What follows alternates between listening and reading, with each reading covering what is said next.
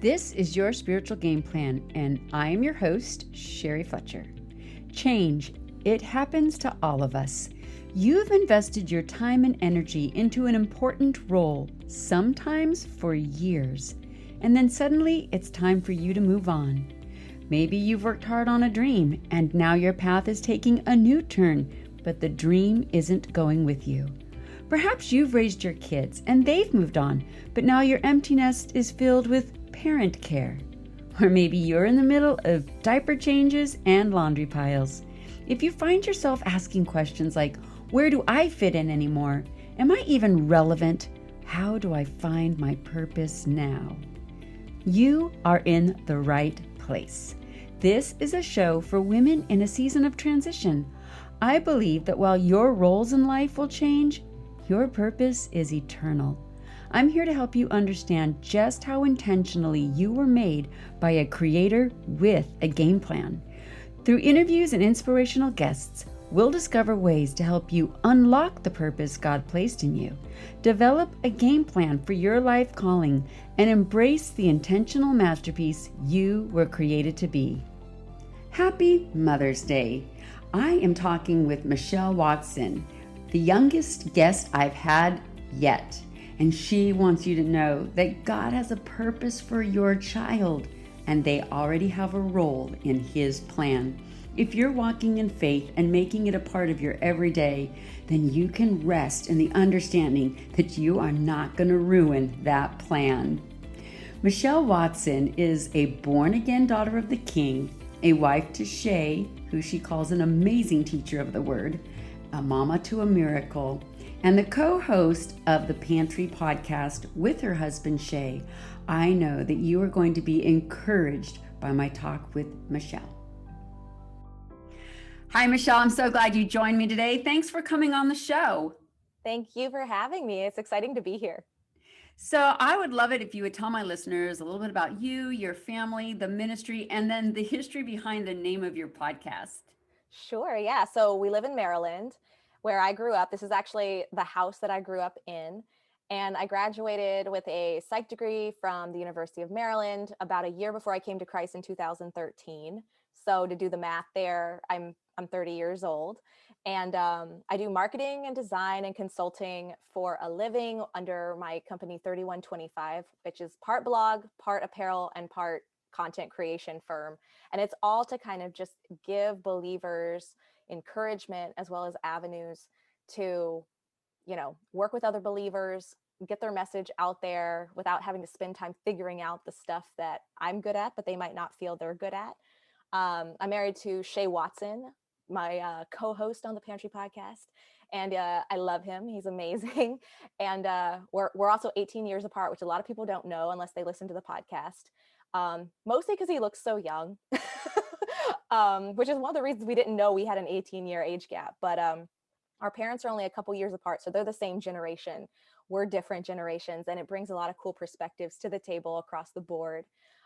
We serve in the same church that we first met. He's the men's ministry and Bible study leader, and I oversee the tech and the graphic design, the website, all that stuff. So pretty much what I do in 3125, I also do for our church. And 𝗀 also takes Bible college classes, so he loves to bring what he learns in class into the podcast. And then 3125, I started doing it full time when 𝗁𝗁 came about. That is our little girl who's about to be 2 in a couple months. And she's just a joy. We love serving in church with her. She's already helping hand out microphones and all that other kind of fun stuff. But the biggest part of ministry that we do together, aside from just being parents and being spouses and mirroring Christ, is the Pantry podcast. And it started about a year ago this month. We started talking about it, praying about it. And one day I was leaning up against the pantry door, and 𝗀, he loves to cook. He's the main cook in the house, praise God. And we were talking about what it would be called. And he's like, what about the pantry? Because, I'm always leaning up against that door, and we're always talking about God in the kitchen. And I said, that's terrible SEO, but there's a T in it, and I can turn that into a cross. So that'll clear things up real quick. So we So our whole thing is that we serve up spiritual nutrition for your eternal storehouse, and we do that every Wednesday. And the idea is that we're inspiring and challenging and encouraging you to be built up for your eternal reality rather than just the here and the now. And that's the heart of everything that we try to do in our lives. I like that. I love your tea on the pantry. It's great. And you guys have you have such good chemistry together on the podcast. It's really fun to listen to. Thank you. So I like to start with a couple fun facts. And Woo. so like you mentioned, the name of your podcast is The Pantry. Yeah. But I am curious, is there an absolute favorite junk food that you like? So I feel like that's going to be the toughest question you ask me, because I have so many junk foods, which is so terrible. I thought maybe you were going to say you're super healthy. Oh, no. I need to be. The problem is I'm the vice, because Shay needs to, like, he's at an age where it's like, you need to start eating healthy if you haven't already. I'm at the age where it would be wise to start eating healthy, but I'm still the one who's like, ooh, Little Caesar's cheesy bread, like, and so I'm the one who has to be like, oh, I could, but I shouldn't, because I'm making him stumble. So it's like, it's a whole thing. But so yeah, right now on my mind, Little Caesar's cheesy bread. I'm in the works of planning out to make cookies and cream popcorn, and then mochi ice cream. Those are the three in my head right now. Cookies and cream popcorn? So you don't add salt and you don't add butter.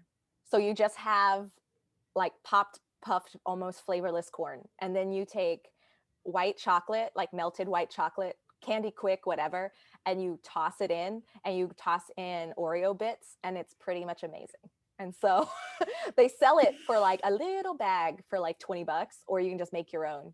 And so I'm like, I'm making my own so that I can binge. Okay. Well, I'm going to have to see about that. Yeah. Well, one question I ask every guest is, looking back in your life, how far back can you see the very purpose you are living out today in who you have always been? That's good. So the thought that comes to mind is, I can't remember if it's kindergarten or first grade, but my mom came home from a parent-teacher conference and told me that the teacher said I needed to start taking off my cape and letting the kids defend themselves. And I wasn't fighting like physical fights for people, but I would step up to bat for them if someone was making fun of them, I guess that's the only time you would stand up to bat, is if someone was making fun. But whenever that would happen, I wanted to jump up and come to their defense. Sometimes yesterday's bully was today's bullied. And so I was just, no matter who it was, like, don't be mean to them, blah, blah, blah. I was not being righteous. I was bullying the person bullying them. But I was still trying, right? I was still trying to level the playing field and make everyone feel like it was okay to be there. And my mom told me, sometimes it's better to teach them and make them feel like they can do it, right? And that clicked in my head, because sometimes equipping people for a fight that you can't promise you'll be there for is more loving than standing in their place. Mm-hmm. Christ stood in our place for us and won the war, but in those day-to-day sanctification battles, like, you can't always be there when that other person you love is there and needs your help. Whereas if you help them feel confident in their identity in Christ and they know the truth, then they can step up to bat in a godly way for themselves. And so when I came to Christ, that was my passion, is I wanted people to feel that acceptance and that hope that I have. And I see it for as far back as I can remember, that same passion. So God took that and he's run with that for wherever he sends me. That is awesome. I really like that you can then to clarify, be able to see that so clearly. That is awesome. Thank you. Yeah. So yes, you mentioned that you came to Christ in 2013. And I love how you say that you're handing him control piece by piece, and that you're still seeing glimpses of his awesomeness. So I'd love to, if you would share a little bit of your story and how you found the Lord and what some of those glimpses are. Yeah. So it started as a kid again, because my mom, I'll just say Protestant, right? Because that's what everyone is if they're not Catholic or Orthodox, pretty much, to the rest of the world. So my mom, Protestant, my dad, Catholic. Neither attended church because they couldn't agree, right? So they kind of did their own thing. But that meant that God and Jesus were mentioned in the house. Prayer was mentioned, but it was very like mismatched and not thrown in with a lot of intentionality. Like my mom wanted me to know the Lord, but she was it. Like there was no scaffolding around her to kind of build and fortify that. So I believed in God and I prayed to him. In different seasons of my life, I would pray to him more than others, but I knew he was the winning team. Like that I knew in my head. I was convinced God is the winning team. He might not be exactly who he says he is in the Bible. He might be a an amalgamation of like all these different things. Like we might not know, but that God, the ultimate God, he's the winning team. No one can beat him because he made everything. And that and a few oversimplified kid stories was all I had. Right. Like, okay, Noah was a thing. Moses was a thing. Jesus was a thing. Didn't understand what Jesus dying meant for me. Like I didn't understand why that meant I was okay. If someone else died, I was confused. But at 23, I humbled myself to Christ alone on the couch, reading the book of Revelation. It took me a week to finish that book. And, a lot of people think of it as the scary book, intimidating book, confusing book, irrelevant book, whatever it is. To me, it's a book of grace and patience and justice and relief. That's what I found when I read it. And, I had lived a life where loneliness was killing me despite being surrounded by friends. I had tons of friends from all different walks of life, but I was so lonely. At the end of the day, I'd go home and cry. And I was looking for some guy to fill the hole. Like if I just found the right guy, a good guy, we could do this together, and I was trying to fill the void with people and with skills. Like how many things can I get good at? How, I insulate myself with protection. And I couldn't tell from what, I guess from emptiness.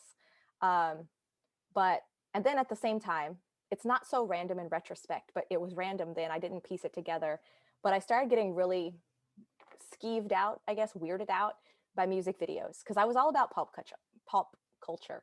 And all of a sudden things were really weird. Videos got really dark out of nowhere, and the lyrics you'd hear on the radio, and then you'd be like, can't wait to see the video, but the video is just weird and dark and bizarre.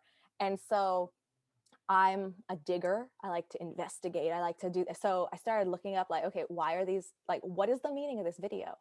And I went down rabbit holes that took me over and over to the occult, and things like that freaked me out because I didn't have Christ at this point. But one thing that I noticed is that the pattern in the occult is they always embrace parts of other religions, right?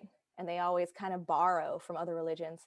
But when it comes to the God of the Bible, which I still was like, maybe the Bible is kind of true, kind of wrong, pull it from everywhere. The God of the Bible is always outright inverted, rejected, or battled by people who believe those things and practice those things. And it convinced me. Like one night I was praying for something, and God's like, you treat me like a genie. Like that's kind of the impression I got. I realized I treat him like a genie and he can be so much more. And so I felt convicted. And so I was like, okay, Revelation's the closest thing to answers I could probably get in the Bible.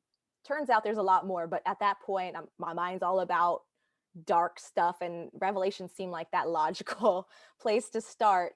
And that's when I went to a website that annotated it all out, broke it down, explained what Jesus dying meant, everything else, because it went line by line. Took me a week to go through it.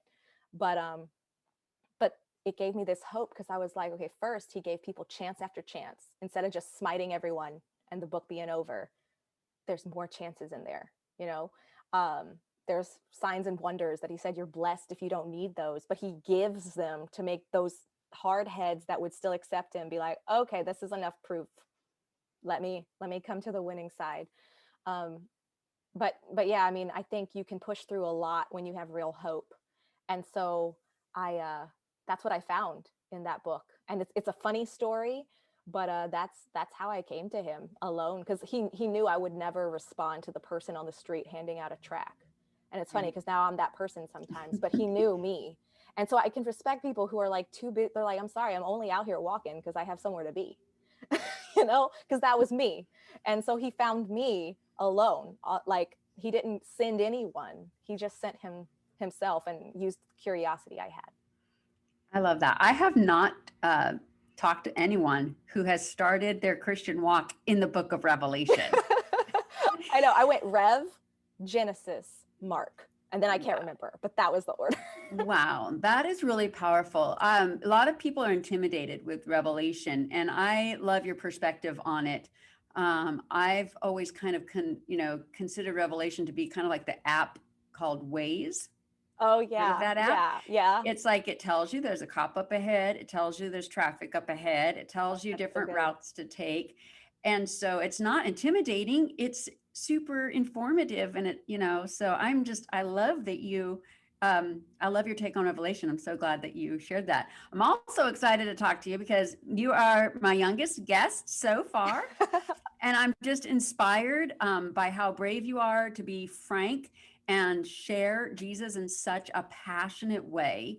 And I really wanted to talk to you today about sharing the gospel really means. Yeah. Because when I was your age, in the middle of, diaper changes and homework coming up and piano lessons and laundry, all that stuff, I really believed that, okay, when I'm older and I have more time, then that's when I'm going to, share the gospel. Right. I didn't really grasp at the time that I was actually sharing the gospel every single day with 3 little kids or the neighbor that I talked to, or even the lady in the grocery line. My mind was just so focused on the next, thing coming up to meet my kids or Right. an obligation. And of course, this was before social media. Oh yeah. Yeah. And so you're right in the middle right now of the young one and the diaper changes and the laundry and the meal planning, unless your husband does it, of course. Praise God. So how does the gospel fit into your current life structure? Okay, so first, it's just always weird to think I have anything worth sharing. And then I remember, I'm sharing Christ. So that means like anyone with Christ has something worth sharing. And I think that is the point, is that if you have Christ, you have something worth doing. And that's at the root of our lives. That's at the root of our parenting. 𝗂𝗂𝗯𝗀's story, she was born out of amazing circumstances. I'll say that. It's just too much to go into.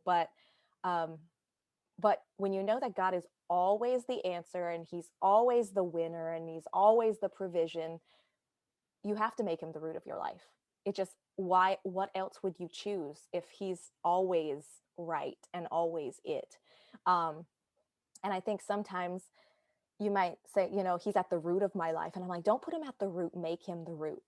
There's a difference, there's a difference between flavoring things with Jesus and baking him in like he's the meal. There's a difference. And so, we're definitely not perfect. We stumble multiple times a day, both Shay and I and our daughter. We're human beings.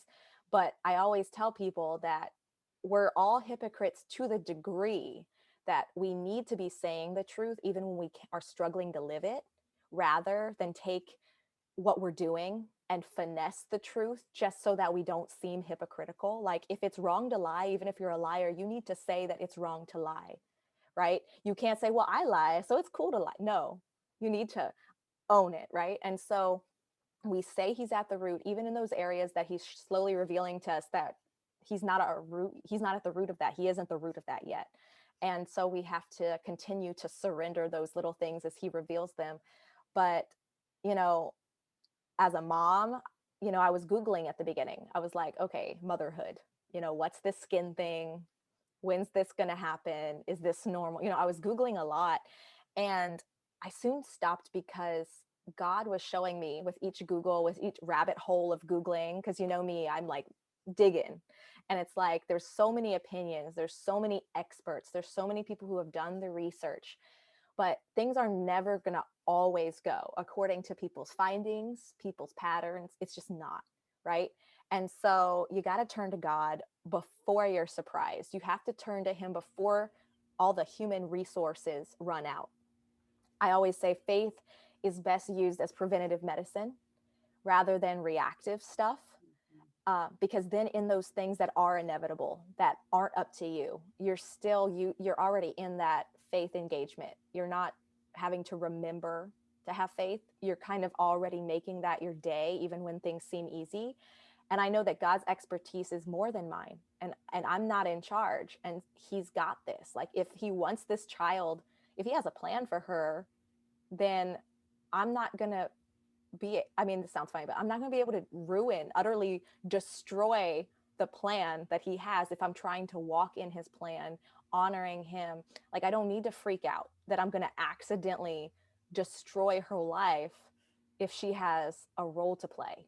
You know, God's protecting her as much as he's protecting me. And so, you know, in our lives with her now that she is talking and thinking, like she'll even look up when I ask her a question that requires a choice.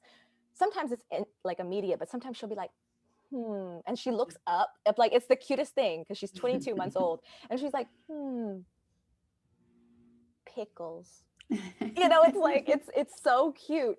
But you know, I know that she's processing stuff, and so I'm trying to show her the most authentic way, the most practical application of what does Jesus and God have to do? What does the Holy Spirit have to do with anything?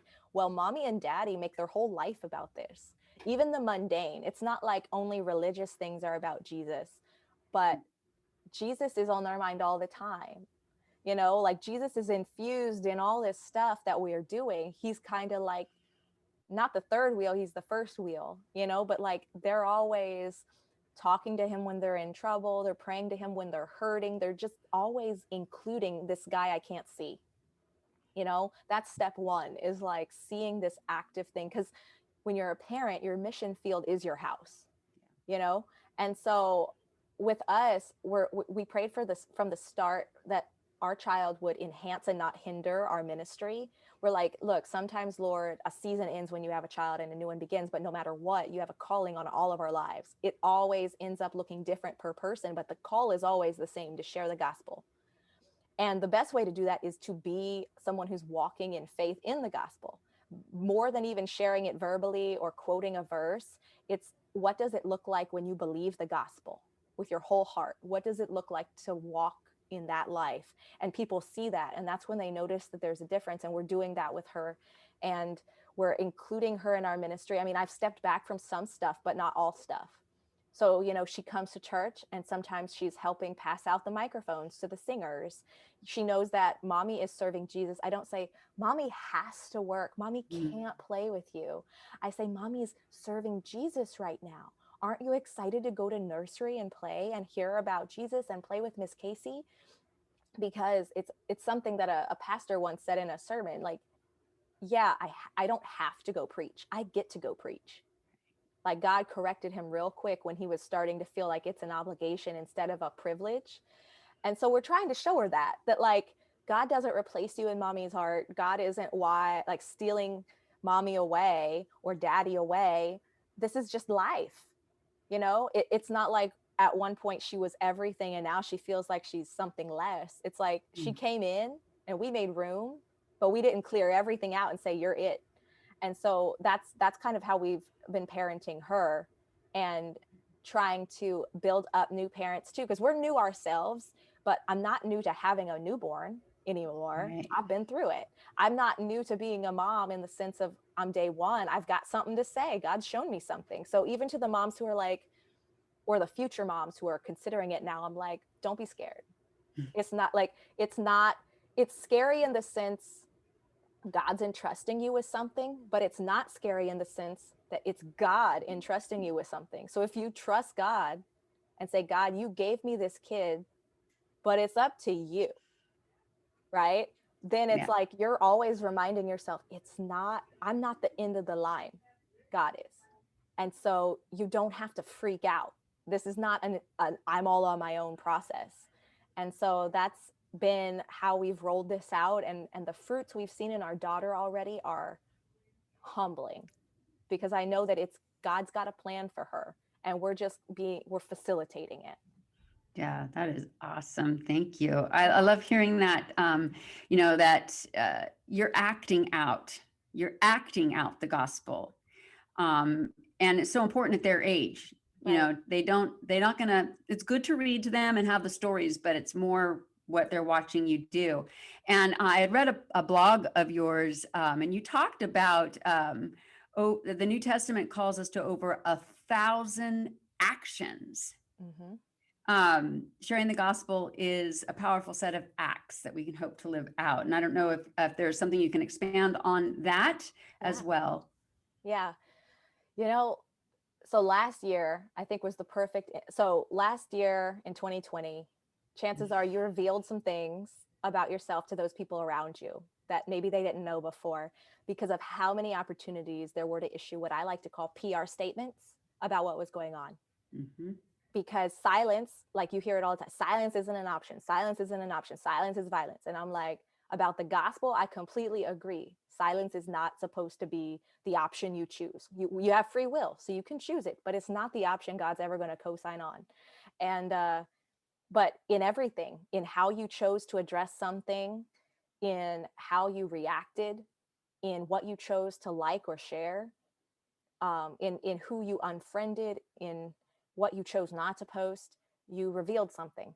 And maybe the person came to the wrong conclusion, but even to yourself, I'm hoping that you came to conclusions about where you stand in certain things. And what that showed me is that I was seeing over and over, and it was a sad trend, was how sick some people are of hearing the answer is the gospel.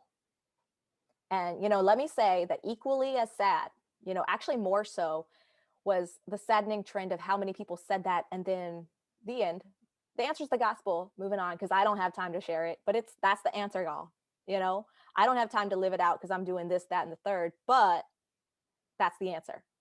Both are incredibly sad. Now, I can't expect much from someone who doesn't have Christ, but if you're sick of that being the answer is the gospel being the answer, maybe you're sick of it being said emptily, but if you truly don't think that that's enough and you're professing Christ, you need to audit your heart. You need to let the Lord audit your heart, because that is the answer, because that's what God says is the answer. And on top of that, it's not just a verse. It's not just a set of verses that you share. Those verses help us realize it. But yeah, the Bible in the New Testament, I came across this document several years ago that broke it down. Everything that Jesus and the prophets had said in the New Testament that you're to do, not to do, to share, not to say, not to covet, not like everything. And they break it down by category. And it was amazing.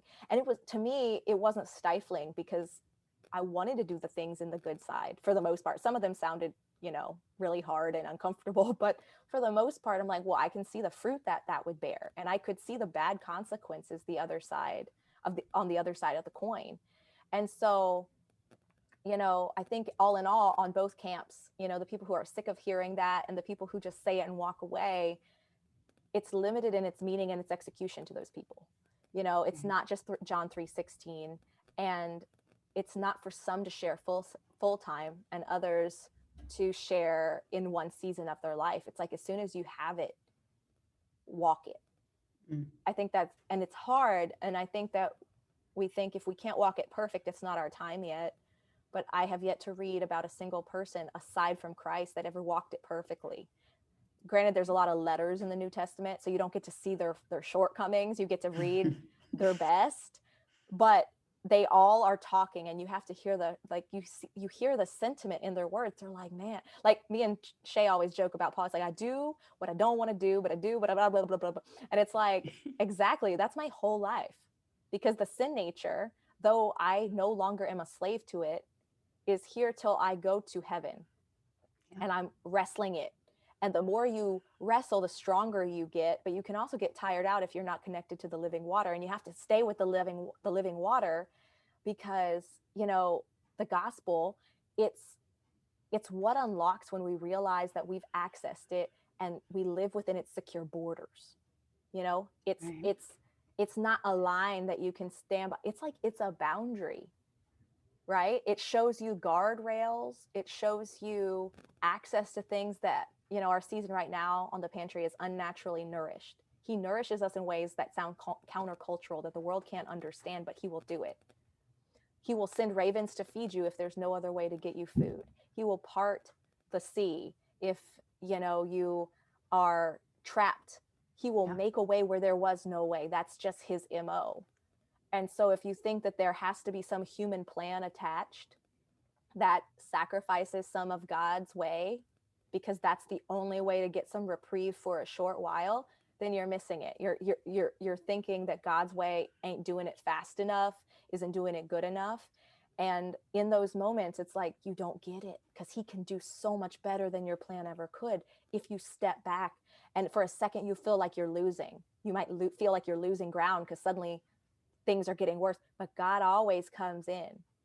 Right. Like that's, I came for a reason from the book of Revelation. God comes in and ultimate justice is delivered and restored. And in the meantime, there's intermittent justice being revealed at all times.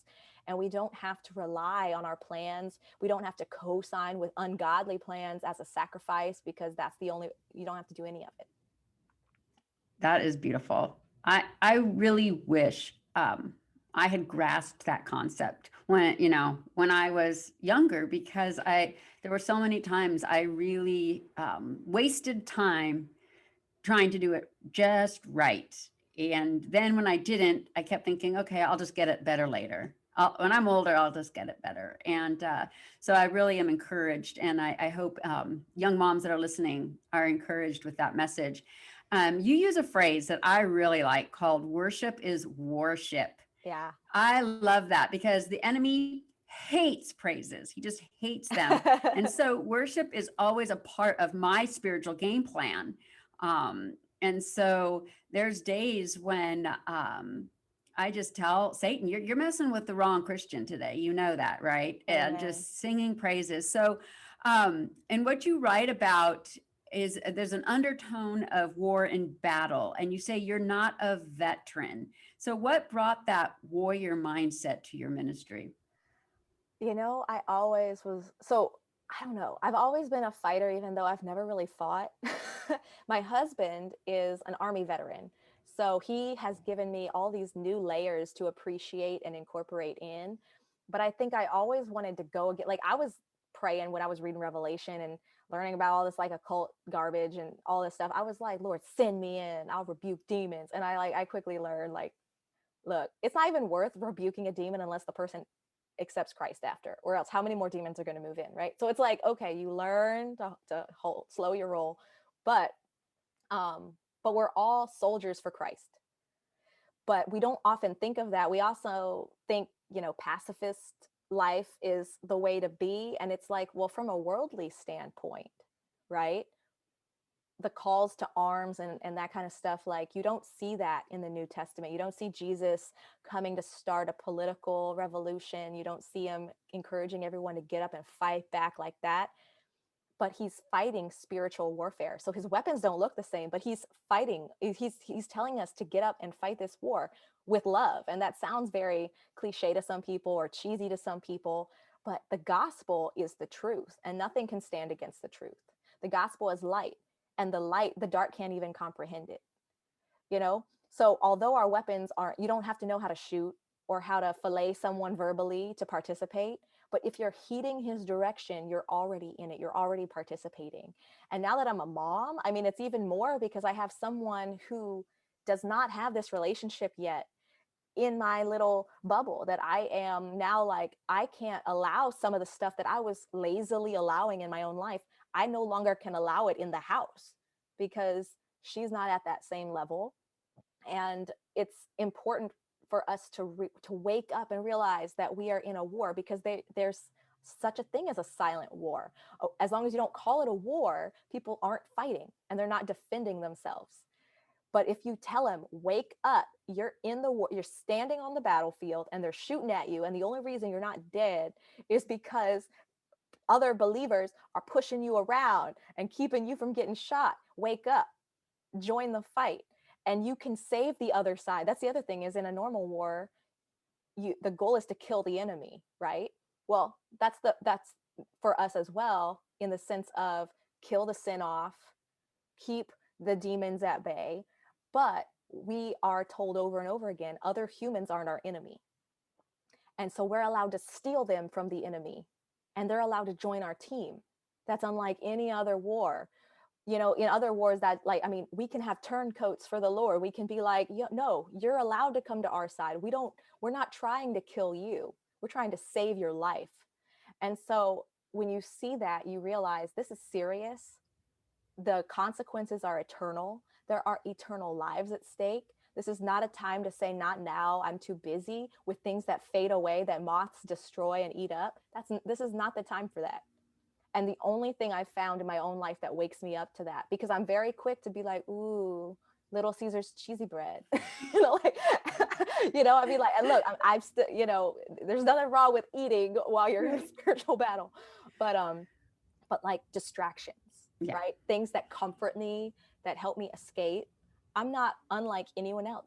But when I realize and I put in my mind, it is a battle you fight differently, but a battle nonetheless, then you take it seriously. Mm-hmm. And that's why I put that out there. Because I'm not against flowers, but put a sword covered in flowers to wake these ladies up, because this is serious, and you're a soldier, whether or not you're a male or female in this thing. Yes. I love all the imagery of Ephesians 6 that you brought out there. I just want to thank you so much for coming on the show today. And anyone listening, you want to catch a bit of that energy, you can listen to the Pantry podcast with Michelle and Shay on Wednesday. So thanks so much again for coming on. You are so welcome. It's been a pleasure. Moms, we are sharing the gospel by making God a part of our everyday life. Even in the mundane, Jesus is infused in all that we do. You can trust in the God who entrusted you with the children that he has placed in your life. You are exactly who he needs. I would love to wish you a very happy Mother's Day, no matter what form your role of motherhood looks like. You will find links to connect with Michelle in the show notes. Have you subscribed to this podcast? If not, please do so. That way you do not miss any up and coming episodes, and I value your feedback. Here's a review I just received. I so appreciate Sherry's approach and message. This is a solid reminder that God has gifted us all in unique ways that correspond with his plan for our lives. These conversations are edifying and thoroughly enjoyable. I so appreciate these kinds of feedback because they let me know if I am reaching you and serving you in the best possible way. When you leave a rating and a review, it helps to get the word out about the podcast. It also lets me know how I can continue to serve you. During today's episode, did a friend come to mind who you know would be blessed? If so, I would love it if you'd share a link with them. Listeners like you sharing links with others is how this podcast can reach more people. I'd love to have you join my mailing list. I send out a weekly update with more of a personal touch and information about new episodes before they come out. Thank you so much for tuning into Your Spiritual Game Plan, the podcast that helps you understand that God has a plan and you have a purpose in it.